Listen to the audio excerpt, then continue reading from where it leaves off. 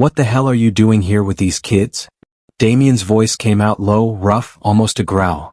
Jada Monroe was on her knees in the corner, arms locked around three tiny writhing bodies, 2-year-old triplets, faces buried in her chest, cheeks flushed dark red, tears streaming in rivers. Kai's cries were the loudest, raw, fever-hot wails that tore through the steam-filled air. Nia and Zoe clung to her legs, hiccuping, terrified, their little hands fisting her uniform. Jada's lips parted, but no sound came at first. She rocked harder, trying to muffle Kai's cries against her shoulder. "They're mine," she finally choked out. "My triplets. Nia. Zoe." She looked up at him, really looked, tears spilling over. "I've been hiding them here. Every day. For a month. I bring them in at dawn while they're asleep, tuck them in this corner with blankets and the fan. They sleep through my shift. I check on them, feed them, change them, then I take them home at night. No one's ever seen. Until now." Her voice cracked as Kai arched again, another piercing cry ripping out of him. "Kai's sick. Fever won't break." His crying woke the girls. "I couldn't stop them fast enough. Please, Mr. Voss, don't fire me. This is the only safe place they have." The triplets' wails swelled into a heartbreaking chorus, echoing off the marble. Damien stood frozen in the doorway, the humid air thick between them, the truth hanging like smoke he couldn't breathe. 3 children, 2 years old, had been living in his house, hidden in his own bathroom, every single day. And he'd never once noticed. The question burned in his chest, louder than the crying. How long had entire lives been breaking apart right under his roof, while he walked past without ever noticing? Before we continue, I want to speak to you for a moment. If stories like this remind you that kindness still exists, if they make you feel something real in a world that's getting louder and colder, then I'd love to have you here with us. This channel isn't just videos, it's a tiny corner of the internet where good people come together. Where we believe in second chances, in hope, and in humanity. And right now you're early. You're part of the very first people building this family with me. So if you want to grow with us, if you want more stories that touch your heart, go ahead and subscribe. It's free, it supports the channel more than you know. And it tells me that there are still people out there who believe in kindness just as much as I do. If you have subscribed to this channel, I can officially say welcome to the family. The Pacific Palisades mansion sat like a glass and stone fortress on the cliffside, all clean lines and floor-to-ceiling windows that drank in the dark ocean at night. Damien Voss had designed it that way on purpose. Modern, minimalist, soundproof to perfection. No echoes. No disturbances. The house rules were simple and ironclad. Maids, gardeners, delivery drivers, anyone who crossed the threshold signed the same NDA and heard the same speech from HR. Mr. Voss works from home most days. Do not disturb him. Do not knock unless the house is on fire. Do not speak unless spoken to. Do not exist in his line of sight unless necessary. It wasn't cruelty. It was survival. Damien's days were war. 5:30 a.m. Peloton in the gym while scanning term sheets on 3 screens. 7 a.m. calls with Singapore before the market opened. Breakfast meetings at Soho House or the Ivy, lunch pitches in Century City, dinner closings at Nobu or somewhere quieter in Malibu. Between those emails, board decks, due diligence that never ended. Sleep came in 3-hour chunks if he was lucky. The mansion was his bunker. Silence was his oxygen. Tonight had been brutal. He'd left downtown LA at 11:47 p.m. after a 4-hour negotiation that ended with a $150 million term sheet for a biotech startup racing to cure a rare pediatric disease. The lead investor had tried to squeeze him on governance rights. Damien had stared the man down until he folded. Victory, but the kind that left you hollow. Traffic on the 405 had been a parking lot of brake lights. By the time he pulled into the garage, his temples throbbed and his shoulders felt like concrete.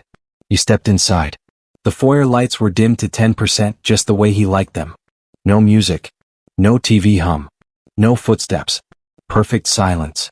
Except it wasn't silent. A small, broken sound drifted down from upstairs, muffled at first, then sharper. A child's cry. Not 1, 3. High-pitched, frantic, overlapping in a way that made the hair on his neck stand up. Damien froze. Kids. In his house. He moved up the floating staircase without turning on lights, each step deliberate. The cries grew louder, more desperate, raw little lungs fighting for air. They were coming from the primary suite. His suite. The one he almost never used anymore because sleeping in it alone felt too big, too empty. The master bathroom door was cracked open. A thin stripe of warm light spilled into the hallway. Damien pushed it wide. Jada Monroe was on her knees in the far corner by the double vanity, her back pressed to the marble wall. Her arms were locked around 3 toddlers, 2-year-olds, trying to hold all 3 at once. Their small bodies were trembling, faces buried against her chest, cheeks flushed dark with heat and tears. Kai's cries were the loudest, fever-hot, ragged wails that tore through the steam still lingering from an earlier shower. Nia clung to Jada's leg, hiccuping sobs, her tiny fingers knotted in the fabric of Jada's uniform. Zoe sat on the bath mat, thumb deep in her mouth, tears streaming silently as she rocked back and forth. No water ran. No toys floated. No bubbles or laughter. Just 3 terrified children and one woman trying to keep them from falling apart. Jada hadn't heard him enter. Her eyes were squeezed shut, forehead pressed to the tops of their heads, rocking in tight circles, whispering over and over in a cracked, pleading voice. "Show my loves. Mama's here. Kai, breathe baby, breathe, it's okay, please, just quiet now." Damien's voice came out low, rough, edged with disbelief. "What the hell are you doing here with these kids?" Jada's body jerked like she'd been slapped. Her eyes flew open, wide, glassy, full of raw panic. For a heartbeat she just stared at him, arms tightening around the triplets as if she could shield them from the man standing in the doorway. Then she spoke, voice trembling but steady enough to carry over Kai's cries. "They're mine, Mr. Voss. My triplets. Nia. Zoe. They're 2. She swallowed hard, rocking faster as Kai arched in her arms, another piercing wail ripping out of him. "I've been bringing them here. Every day. For a month now. I come in at 6 a.m. through the service entrance while they're asleep in the carriers. I bring them up here, lay them on towels in this corner with the fan on low for white noise. They sleep through my shift. I check on them every hour, feed them, change them, rock them if they stir. Then at 6 p.m. I carry them back out the same way. No one's ever seen them. Until tonight."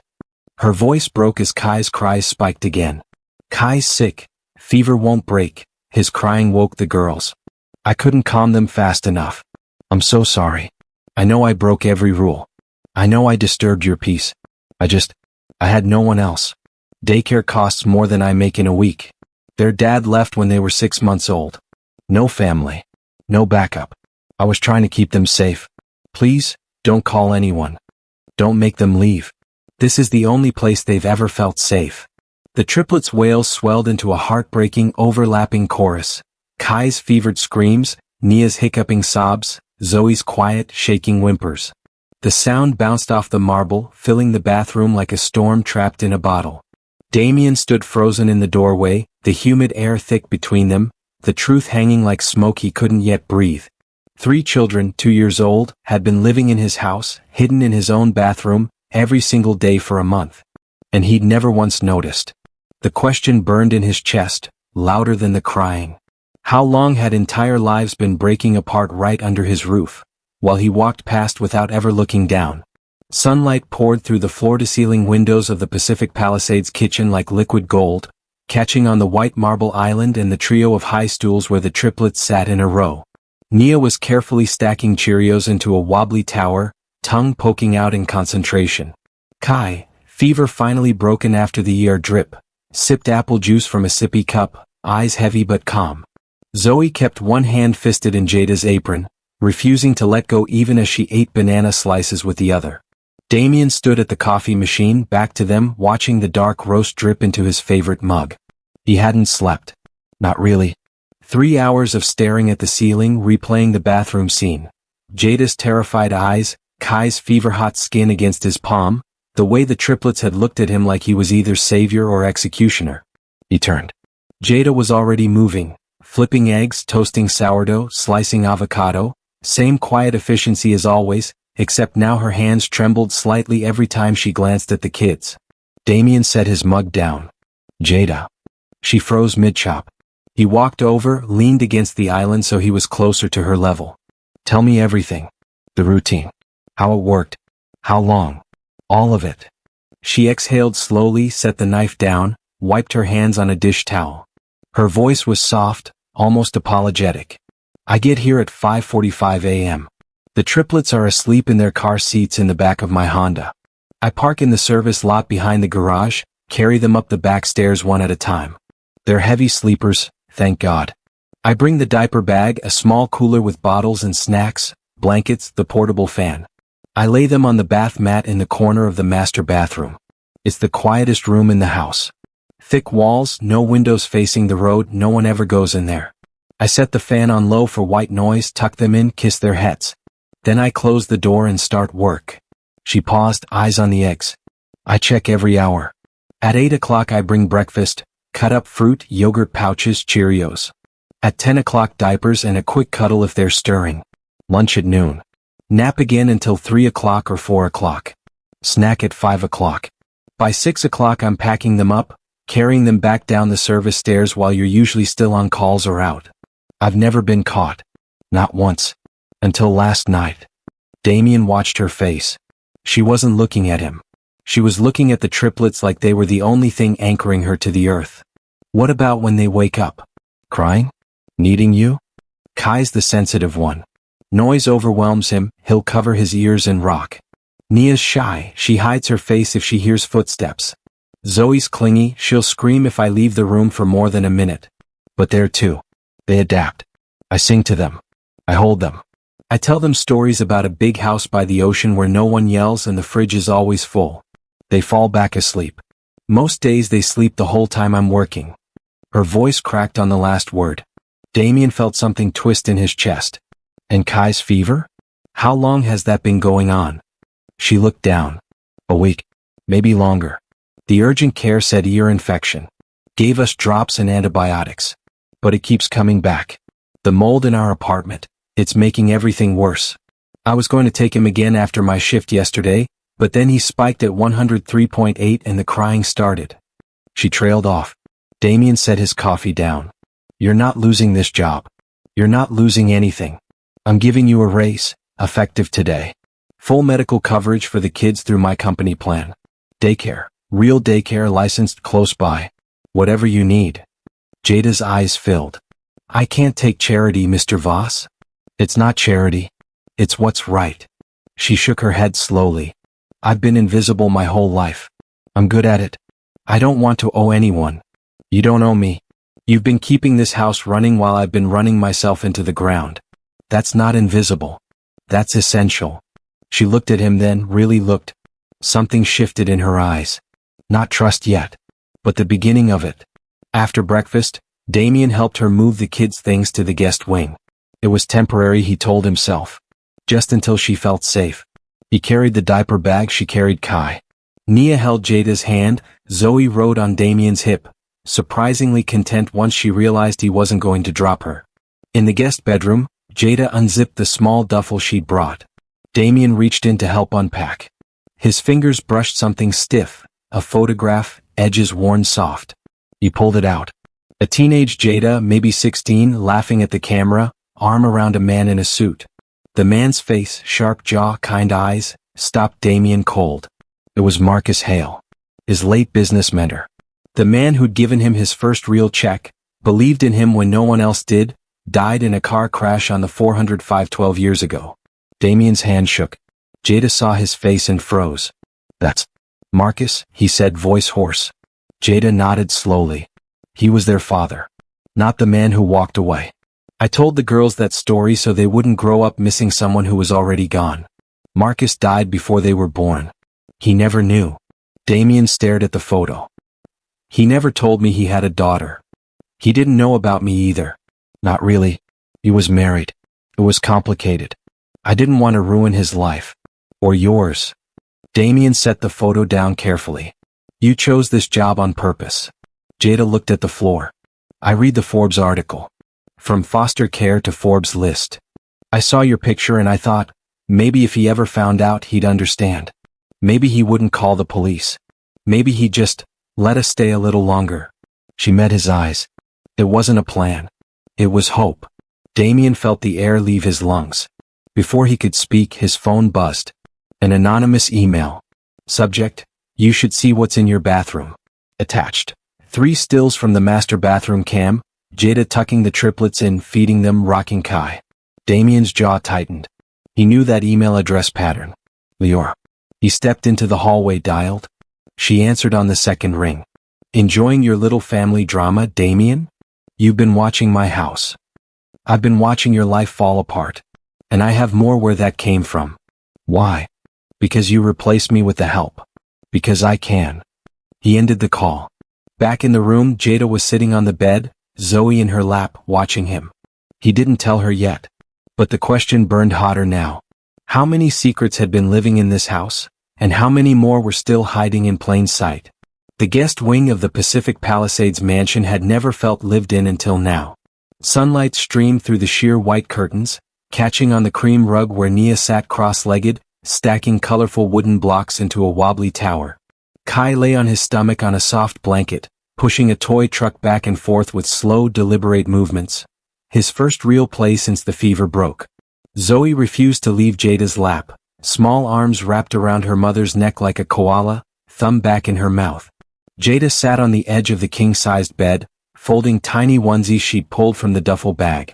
Her shoulders were still tense, eyes darting to the door every few minutes as if expecting security to barge in and drag them out. Damien stood in the doorway, arms crossed, watching. He'd called the private investigator first thing that morning. Mark Reyes, ex-LAPD, discreet, expensive. Find out who sent those emails. Trace the IP, the burner account, everything. And do it quietly. Reyes had replied in under an hour, already on it. Give me 48. Now Damien watched Jada smooth a onesie over Kai's back as the toddler giggled. Actually giggled, at the truck's wheels spinning. Something in Damien's chest loosened. He stepped inside. Bedtime stories tonight? He asked. Jada looked up, surprised. You don't have to. I want to. He sat on the floor beside the blanket. Nia immediately crawled over, dropping a block into his hand like an offering. He smiled, small, uncertain, and began stacking with her. Jada watched, eyes soft. That evening, after baths and pajamas, Damien read from a worn copy of Goodnight Moon he'd found on a shelf, probably left by a previous guest. The triplets stared up at him, wide-eyed. Kai's head rested on Jada's thigh. Nia leaned against Damien's knee, Zoe curled in Jada's arms. In the great green room, Damien's voice was low, steady, the way he'd always imagined a father should be but never thought he'd hear himself use. When he finished, Kai reached out a chubby hand and patted Damien's knee, once, twice, then yawned. Jada's eyes filled. Later, after the kids were asleep, she sat on the guest room couch, hugging a pillow to her chest. He's getting better, she whispered. The antibiotics are working. No fever since yesterday. I've never seen him this calm. Damien sat across from her. You're a good mom, Jada? She shook her head. I hid them in a bathroom. That's not good. You kept them alive. Say, well, that's more than most people manage. She looked at him then, really looked. You're not what I expected. Neither are you. Silence stretched between them, comfortable for the first time. Then his phone buzzed. A notification from TMZ. Headline, Billionaire Damien Voss hiding secret family in mansion. Maid turned mistress? Below, grainy stills from the bathroom cam, Jada tucking the triplets in, feeding them, rocking Kai. Edited to look intimate.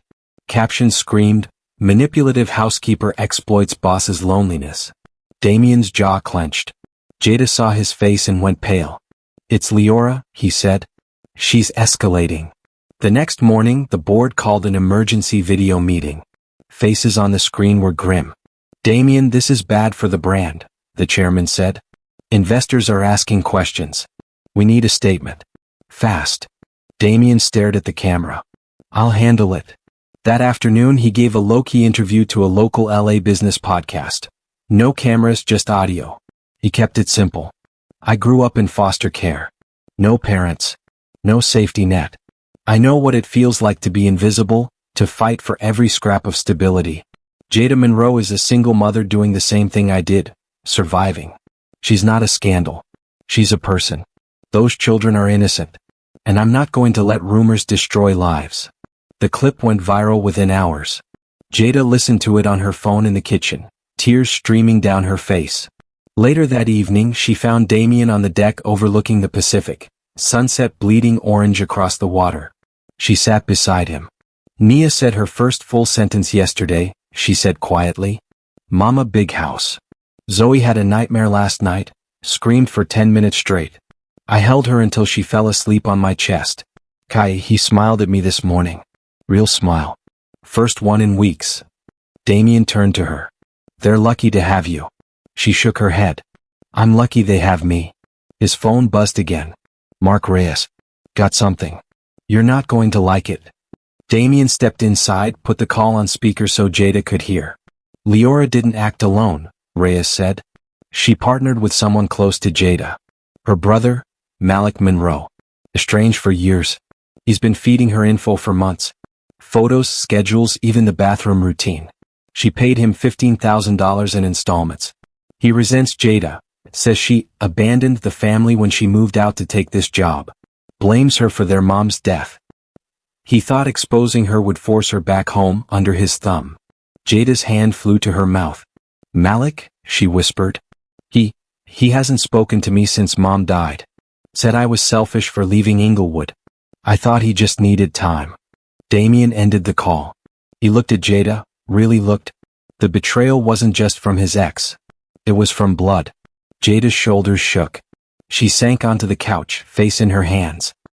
He sold me out, she said, voice muffled. My own brother. Damien knelt in front of her. He doesn't get to take this from you. Not anymore. She looked up, eyes red. What do? We fight, Damien said. Together. Outside, the Pacific rolled on, dark and endless. Inside, something fragile was beginning to mend. But the question lingered, heavier now. How many people had Jada lost to keep her children safe? And how many more would try to take them away? The scandal didn't explode all at once. It simmered. First came the whispers on X, anonymous accounts posting grainy screenshots from the leaked bathroom cams, captions laced with venom, Billionaire's maid turns mansion into daycare, where's CPS? Then the tabloids picked it up, headlines growing bolder. Damien Voss secret nursery scandal, is the help playing house? By midweek, cable news segments were debating it, exploitative employer or compassionate savior? And Damien's inbox filled with polite but pointed emails from limited partners asking for clarity on recent personal matters. Inside the Pacific Palisades mansion, the world felt smaller, quieter. Damien had already moved fast. He scheduled a full pediatric workup for the triplets at a private clinic in Beverly Hills. No waiting rooms, no forms, just a dedicated team who treated them like VIPs. The results came back in 3 days. Minor but persistent issues. Chronic ear fluid in Kai from repeated infections, mild reactive airway in Nia tied to early mold exposure, slight developmental speech delay in Zoe from inconsistent stimulation in those first chaotic months. All treatable. All preventable with better care, better housing, better everything. Jada sat on the guest wing couch that night, reports in her lap, staring at the pages like they were written in another language. They're going to be okay, Damien said from the doorway. She looked up, eyes shining. I kept thinking, if I just had more time, more money, more anything, maybe they wouldn't have had to suffer at all. Damien sat beside her. You gave them everything you had. She shook her head. My mom died the same way.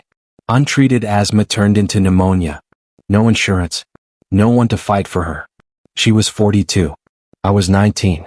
I promised myself my kids would never go through that. And then I hid them in a bathroom. Her voice broke. Damien didn't speak right away. He thought of the foster homes. Siblings shuffled in and out, some sick, some silent, all of them gone before he could help. He thought of the nights he'd lain awake wondering why no one ever stayed.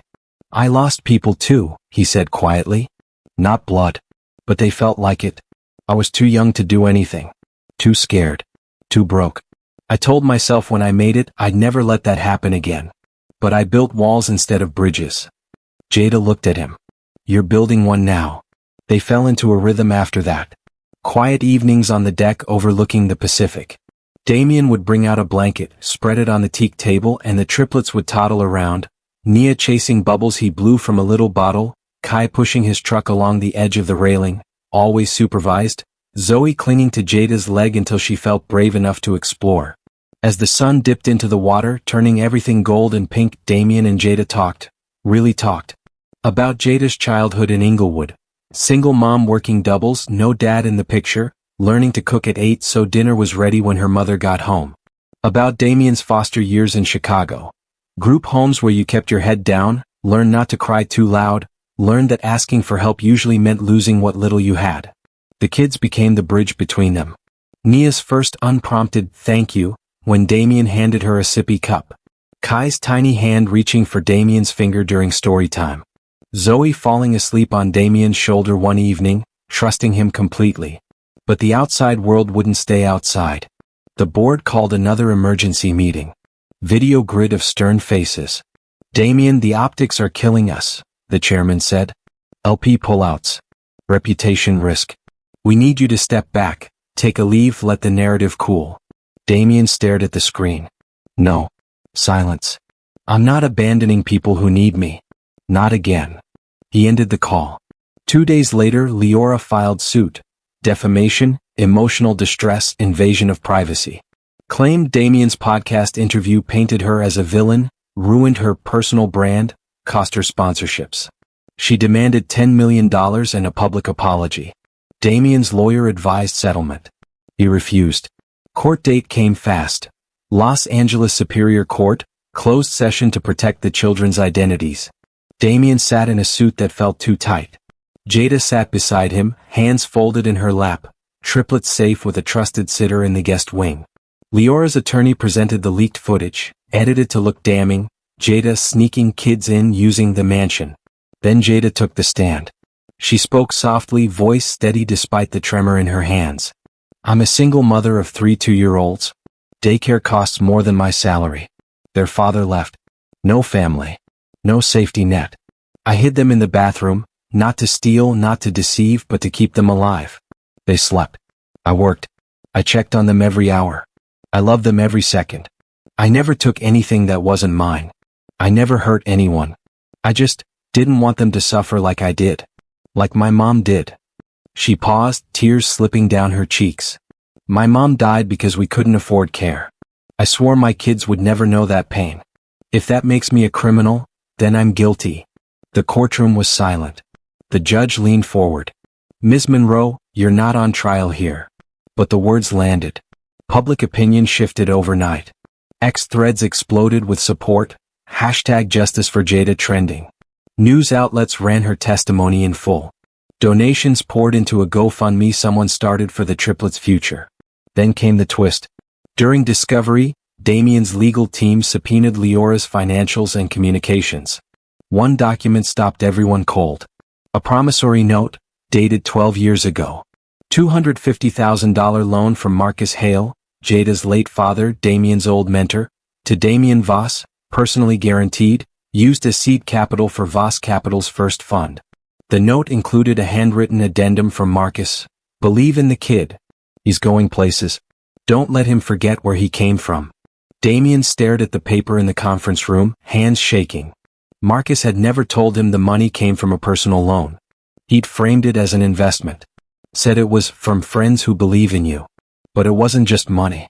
It was belief. And that belief had built an empire. An empire that, through coincidence, fate, or something bigger, had circled back to the very family who'd believed in him first. Damien looked across the table at Jada. She didn't know yet. But when she did, everything would change. Outside, the Pacific rolled on, endless, unyielding. Inside, old debts were coming due. And the guilt Damien had carried for years suddenly had a name. Marcus Hale. Jada's father. The man who'd given him everything, without ever asking for anything in return. Until now. The courtroom smelled of polished wood and stale coffee. When the judge's gavel fell, it wasn't dramatic, just a quiet finality. Judgment for the defendant. Case dismissed. Leora's face drained of color. She sat rigid in her chair while her attorney whispered urgently in her ear. Damien didn't look at her. He didn't need to. The evidence, bank records, emails, timestamps, had spoken louder than any closing argument. Leora had been exposed. The payments to Jada's brother Malik, the private investigator fees, the coordinated leaks to TMZ. The defamation suit collapsed under its own weight. Outside the courthouse, cameras flashed. Reporters shouted questions. Damien shielded Jada with his body as they walked to the waiting black SUV. She held his arm, not clinging, just steadying herself.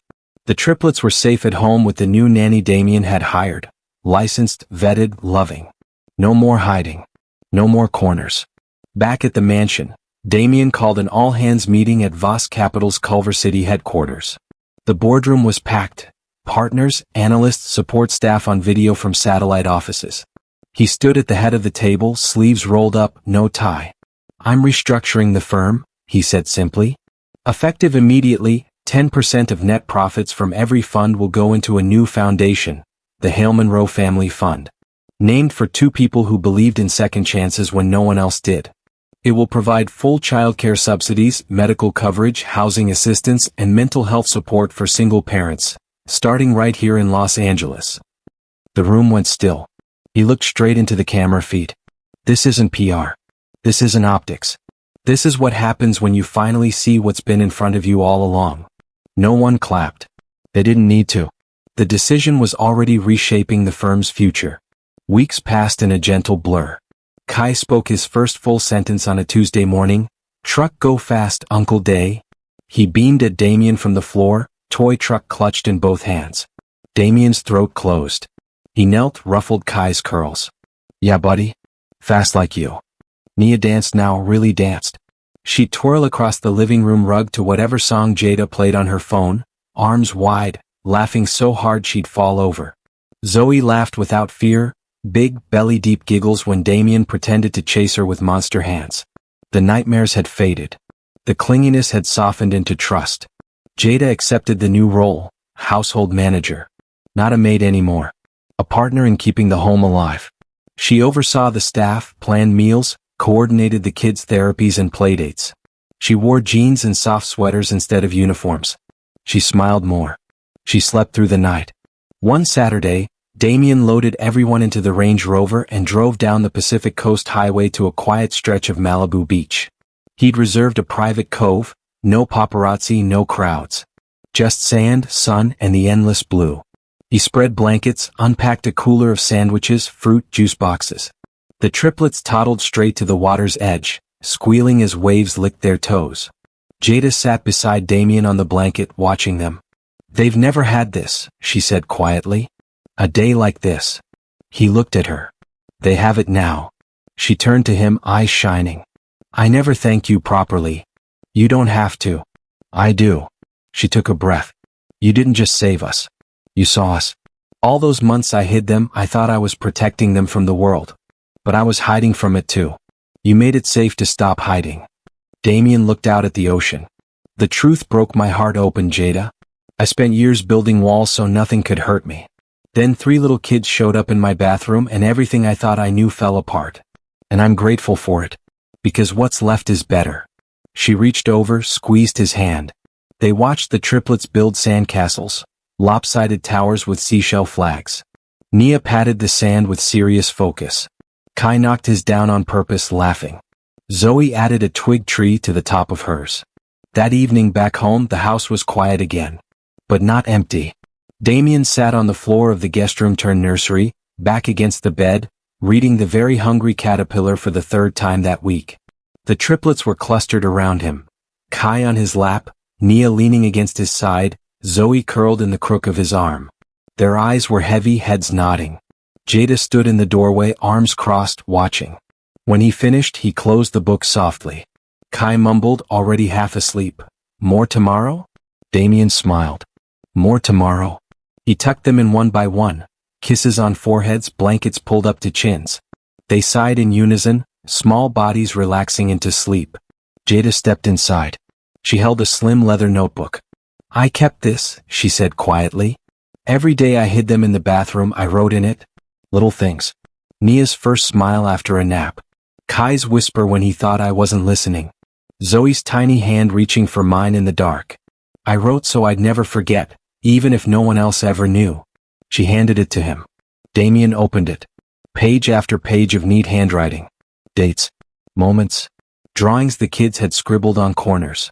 A tiny handprint in crayon dated 2 months ago. He read a line aloud, voice thick. Kai said, "Mama, today." Clear as anything. I cried so hard I had to step into the hallway so he wouldn't see. He looked up. "You kept them safe," he said. even in the dark. Even when you thought no one was watching. Jada's eyes filled. They were always safe here. Because you were here, even when you didn't know it yet. Damien closed the journal, held it against his chest. The truth had broken his heart. But it had also mended it, piece by piece, cry by cry, laugh by laugh. Outside, the Pacific whispered against the cliffs. Inside, 3 small hearts beat steady. And 2 adults who'd spent too long carrying everything alone finally let themselves rest. Not a fairy tale. Just a family. Forged from pain. Healed by truth. If this story reached inside you, if it reminded you of the people you've hidden your struggles from, or the ones who saw you when you thought no one would, then you know why these tales matter. Hit subscribe and the bell if you want more that feel this real. Drop in the comments. What moment in your life broke your heart open and let love in? Like, share, let's get this to 2 million views. From the cliffs of Pacific Palisades to wherever you're watching right now, thank you for staying through every tear, every whisper, every heartbeat.